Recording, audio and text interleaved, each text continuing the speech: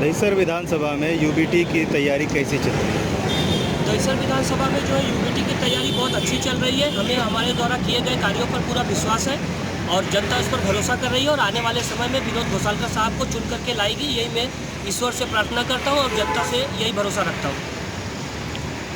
अभी जो चुनाव चल रहे हैं इसमें आरोप प्रत्यारोप चल रहे हैं, उस बारे में क्या कहना चाहेंगे?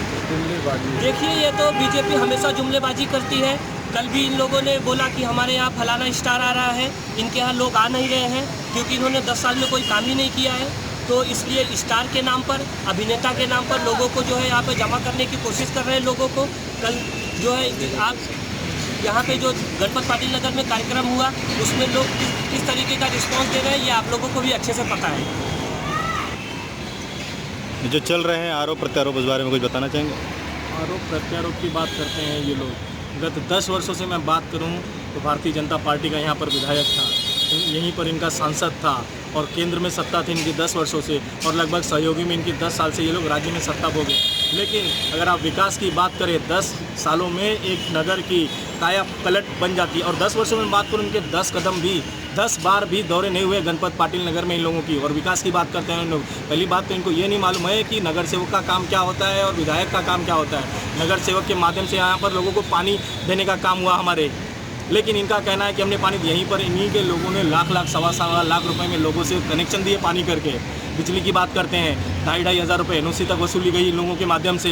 तो ये क्या विकास की बात करेंगे? मूलभूत सुविधा होती विधायक का कि आपकी सड़कें देनी चाहिए, लोगों को गटर देनी चाहिए। आज शौचालयों की हालत क्या है? मैं बात करूँ कि हमारे नगर अभिषेक भाई के कार्यकाल में जो शौचालय बने थे वही शौचालय है। आज शौचालयों की हालत ऐसी है कि लोग उन शौचालयों में जाने की बात तो छोड़ दीजिए, उसके आसपास से नाक तक नहीं दिया जाता है। तो मैं क्या विकास की बात करूँ इन लोगों के लिए?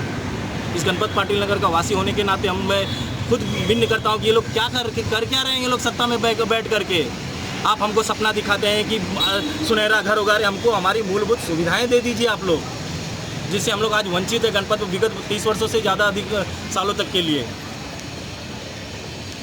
भारतीय जनता पार्टी जो है कल पाल बिरादरी के ऊपर जो छींटाकशी किया, ये नाजायज़ अन्याय किया।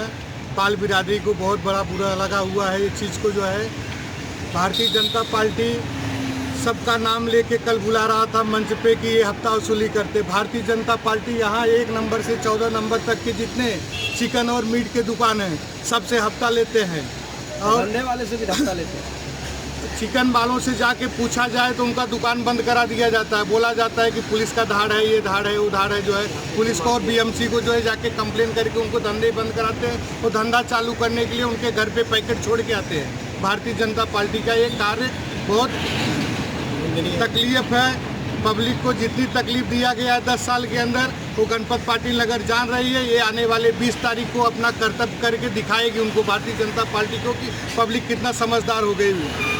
धन्यवाद। सभा में हुई जो पाल बिरादरी के ऊपर बात चली है, उस बारे में क्या कहना चाहते हैं आप?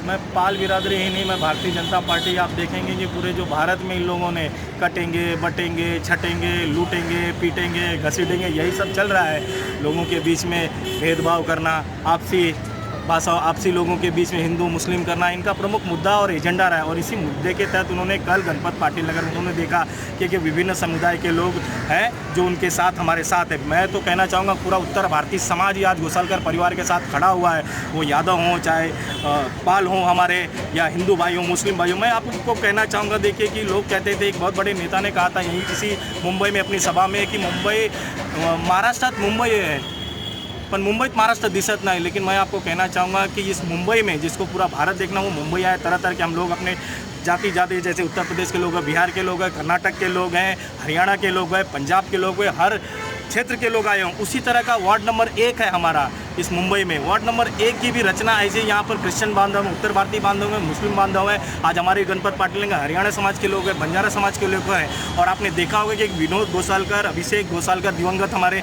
वो इस पूरे समाज को लेकर के चलते थे। हर समाज के बीच में मैंने कभी उनको ऐसा देखा नहीं कि वो अभी घर पर बैठे। वो गणपत पाटिल में गणेश उत्सव में गणपत पाटिल नगर में दिखते थे और रमजान में गणपत पाटिल नगर में दिखते थे। वो क्रिसमस के त्यौहार के दौरान वो हमको आईसी कॉलोनी में दिखते थे। नवरात्रि में हमें यहीं पर हम गुजराती बंधु लोग हैं उनके बीच में दिखते थे। तो पूरे वार्ड को, पूरे दहिसर विधानसभा को एकजुट करने का काम अगर किसी ने किया था तो वो घोसालकर परिवार ने किया था।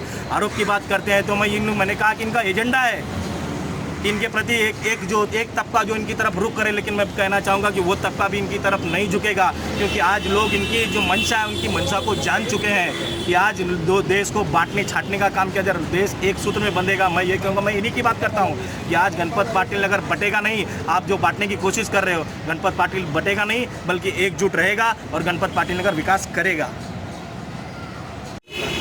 सर्वांना जय महाराष्ट्र।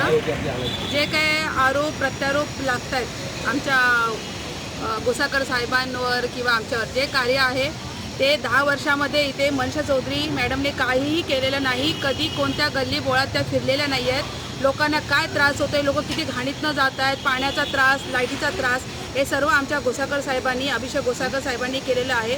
हे घोसाळकर साहेब काम करायचे आणि त्या येऊन इथे त्यांच्या नावाचा बॅनर लावायचा, पण आत्ताही हे सगळं खोटे आरोप आहेत आणि ह्याच्यापुढे आमचं काम खूप जोरात राहणार आहे। आमच्या तेजस्वी मॅडम घोसाळकर साहेब ह्या निवडून येणार हे आम्हाला 100% आम्हाला हे माहीत आहे आणि आम्ही खूप जोरदार, आम्ही कार्यकर्ते पण आहोत आणि इकडचे रहिवासी आहोत, खूप जोरदार आमचं काम चालू आहे।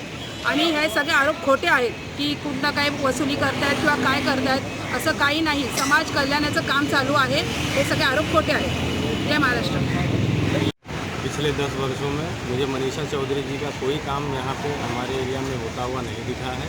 इस बार हमारी उम्मीद विनोद घोसालकर जी से है, हम इनको इस बार जिताएंगे और अगले 5 साल के लिए इनका भी विकास हम देखेंगे।